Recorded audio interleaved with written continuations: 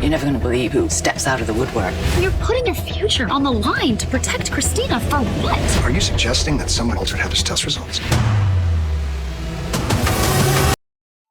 Molly is once again proving she'd make a stellar mother, sarcasm intended. Naturally, Alexis will do whatever it takes to protect her child. That's what actual parents do. And now Ava's onto what Portia did. I'm crossing my fingers that she tells Rick. Portia deserves to get fired for that mess. I've never understood why people are so obsessed with Elizabeth. Are they seriously keeping her around just because she's the only link to the OG cast? There are plenty of other characters who should have been booted ages ago. Sam's a good start, but they really need to cut more of the dead weight. Now, imagine if the roles were reversed and Molly had lost the baby. Do you honestly think Christina wouldn't have given her the compassion and support she needed? Please, Molly and TJ weren't even this harsh with their previous surrogate. They're treating Christina this way because they can. If it were anyone else, they'd be more understanding. Also, can someone clue Laura and Kevin in that Lucky's back? Maybe then they'll return to town instead of writing off the long-standing characters to introduce new faces. How about just writing better storylines for the ones we already have? And seriously, is Molly for real? What parent wouldn't sacrifice everything for their child? She's so blinded by jealousy toward Christina, she can't even see straight. I hope both she and TJ get what's coming to them. As for Lucky and Elizabeth, I'd love to see them find their way back to each other. Lucky doesn't seem like a match for Lulu anyway. It's probably going to be Sam. Watch her get injured, or worse, die trying to grab that gun to free her mom, and boom, she's a perfect match for Lulu. Just my opinion. Hello everyone, welcome back to my channel, Messy Syrup. It's me, Abby, here. I hope everyone is having a wonderful day. Keep watching, so let's dive into today's video. I'm really rooting for a Liz and Lucky reunion. They deserve to be back together, especially now that Portia's been caught tampering with Heather's test results. Goodbye, medical license, and marriage to Curtis, when he finds out you've lied twice, Portia. So Elizabeth turns around and bam, there's Lucky. Can they just get back together already? I want her far away from Rick. Also, what's the deal with Finn? Are they bringing him back or leaving us hanging? Ava, though, she should have been written off the show ages ago with Nicholas. Despite all her attempts to patch things up with Nina and Trina, she still doesn't fit in. She's always stuck in one location like a non-playable character, NPC, with no real storyline of her own. First, it was Sunny's apartment, then the Metro Court until she wrecked the place, and now she's just lurking in the gallery. And why is Rick even talking to her about Heather's case? Huge conflict of interest. Ava was a victim. And of course, GH is getting preempted for baseball 3 days this week, just when we finally get Lucky's long-awaited return. We've had to sit through endless poker games to get to this reunion, and now it's interrupted. Meanwhile, Molly McButter is hellbent on making Christina pay for what happened with the baby. It's like she's obsessed with getting vengeance. The surrogate storyline has completely torn apart the Davis family, and between that and Sunny's mess, it's a disaster. I miss when the Davis girls could just hang out. Things are never going to be the same. Speaking of which, Liz and Lucky really need to find their way back to each other, especially with Portia pulling all this shady stuff. You know she's going to try to blame Brad for the blood test tampering just to save face. On a positive note, Eva may be a mess, but at least she knows how to dress. She looks gorgeous in everything she wears. And Maxie? She's absolutely glowing. Losing weight after working out with her coach. But honestly, she shines no matter what size she is. So the weekly GH promo is out. Anna tells Felicia about Holly stepping up. Molly has the nerve to get on Alexis for covering for Christina, and Rick breaks the news to Portia that the lab results have been compromised. Things are about to blow up. Now, I'm curious to see how this all unfolds. I wonder if Lucky will see Liz at Bobby's instead of the hospital. Does he even know about Bobby? And I seriously doubt he knows his son is gay. I'm watching the episode where Christina goes to talk to Felicia about losing the baby, and wow, you can feel how difficult that must have been for Christina Wagner to do. It hit me hard because I've been through that pain myself. I lost my son in 2021 when he took his own life, so I know exactly what she's feeling. When Felicia said, "I know how you feel," and Christina responded with, "Yes, I know you do," it felt so real and raw. All my love to Christina Wagner. You should never have to bury a child. If Sam dies, what happens to her kids, Danny and Scout? Well, for Danny, the only parent left would be Jason, meaning Jason might have to step up as a more hands-on father. You know, maybe lay off the whole mob enforcer gig a bit, now that he'd be the sole parent. As for Scout, she'd be left with Drew, who would also have to switch gears and take on a more active parenting role. But let's be real, will the kids just end up at the Quartermain mansion most of the time? It is the family home after all. Danny could be surrounded by the ever-growing list of Qs, from Ned and Olivia to Michael, Willow, and even Tracy, all lurking in their respective corners of the mansion. The same could go for Scout, given that Drew lies at the mansion already. Scout will probably become a permanent resident, just like all the other unwanted Quartermains and honorary family members. Welcome to Monica's home for stray Quartermains and other people's kids. The only rule? Don't forget, it's Monica's house, Alan gave it to her. In theory, both dads should step up. Jason will likely get custody of Danny. Drew will take custody of Scout, and sure, they'll spend time at the Quartermains. But considering Jason's complicated and totally safe lifestyle, one has to wonder if he'll give up the thrill of dodging bullets now that he's a full-time dad. Unlikely, but we can dream. And even though both fathers should be more involved, let's face it, they've both got a lot going on.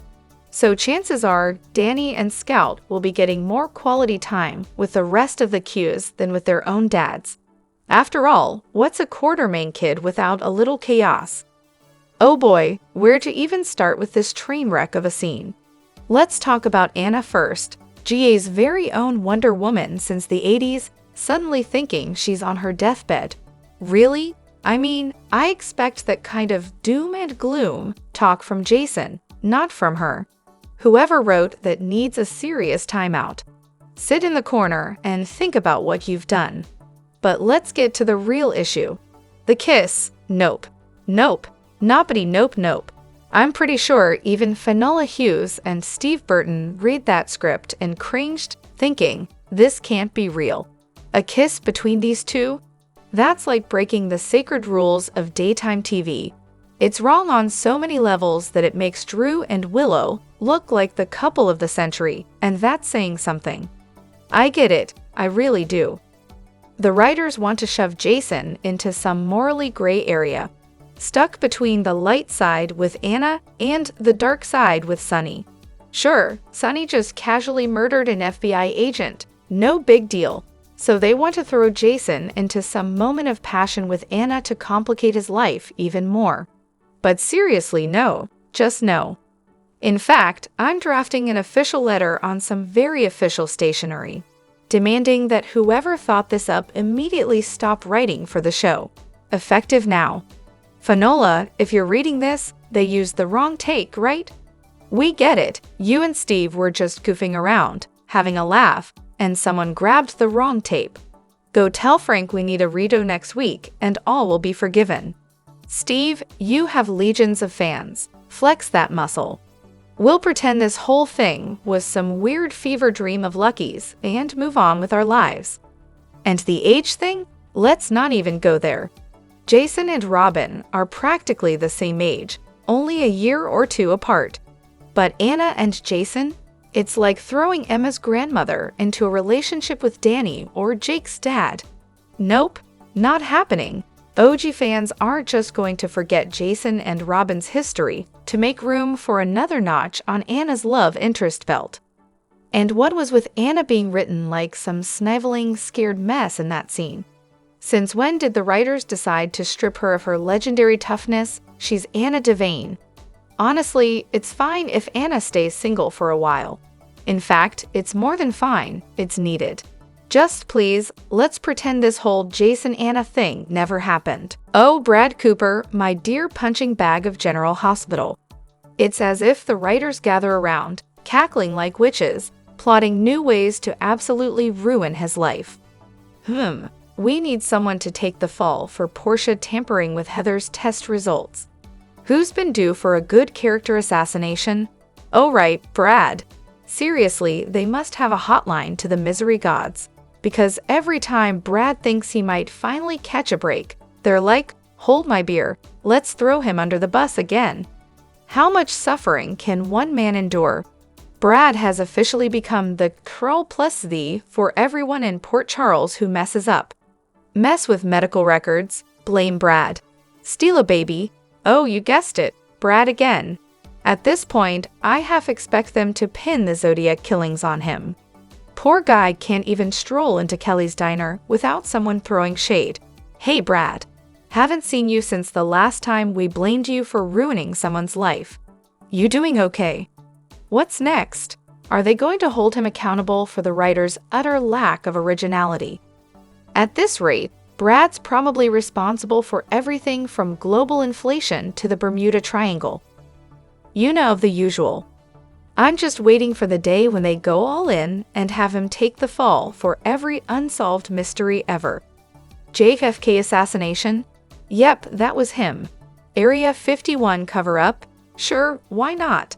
At this point, it'll be revealed that Port Charles was founded just to give Brad a stage for his perpetual disasters. They didn't bring Brad back for redemption. They brought him back for target practice. It's like a cruel throwback. Remember this guy? Let's humiliate him again for old time's sake. Forget character development. Brad's entire arc is now just being the disaster scapegoat for everyone else's messes. And let's not overlook Portia while we're at it. Of course, she gets off scot-free because why wouldn't she? Meanwhile, Brad is one courtroom drama away from defending himself against charges of literally creating the Big Bang. The only thing left is for the writers to metaphorically throw him under a bus. Oh wait, they've already done that 100 times. It's as if there's a Brad Cooper punch card. After every 10 beatdowns, the writers get a free latte. Keep it coming, folks. We're all here for the entertainment. So let me get this straight.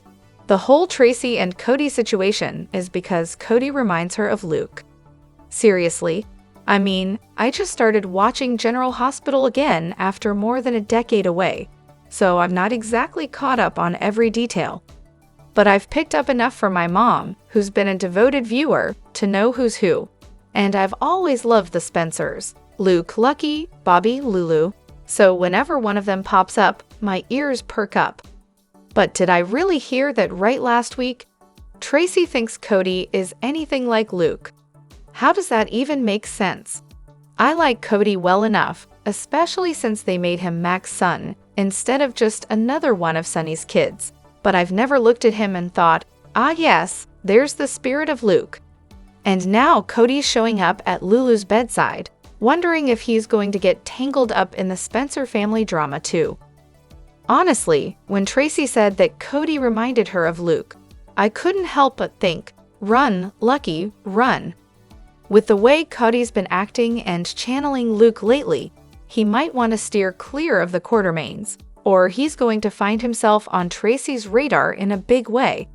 But let's talk about Tracy for a second. She really deserves a solid relationship instead of just these fleeting connections. Maybe with Martin? Or, hey, I thought they were hinting at something with Stella at one point. It's about time they give Tracy someone to actually share her life with, rather than letting her sit in loneliness.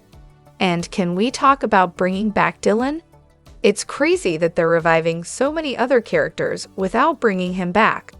I mean, wouldn't it make more sense for Tracy to say Cody reminded her of Dylan rather than Luke? Just saying. By the way, as a new poster here, I've been lurking for about a month. I've really enjoyed this community. The sarcastic comments in the daily discussions are just a delight. Keep 'em coming. So let me get this straight. Sonny Corinthos, the self-proclaimed protector of everyone he loves, just sits back and lets Alexis take the fall for his crime. Really, Sonny? This is the same guy who can dodge bullets like he's in the Matrix, but can't seem to avoid this mess without throwing his ex under the bus? I guess in Sonny's twisted world, love means letting your baby mama rot in prison for murder while he kicks back and sips espresso at the coffee warehouse.